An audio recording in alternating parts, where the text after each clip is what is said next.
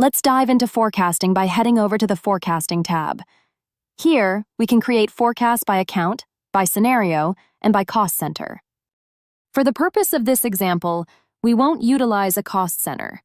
Instead, let's begin by selecting the months we want to forecast. We'll choose a period from February through July.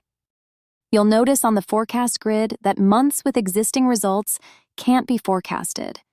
Our focus will be on the upcoming months that lack results. We can use quick actions to apply growth rates, spread totals, identify seasonality, and distribute values evenly or by weighted current values. We'll apply a 10% growth rate to this particular account and vendor. Starting with 4,000 in our initial forecast month, we'll see a 10% increase for the subsequent month. These quick actions are just the start.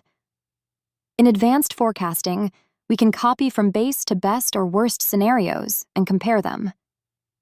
We can also analyze variances to see how our forecasts differ from actual results, and then export our data. If needed, we can include additional vendors to forecast using vendor codes, and we can also load drivers. By selecting New Driver, we can name it, set a growth rate or price volume, and apply it across the open months.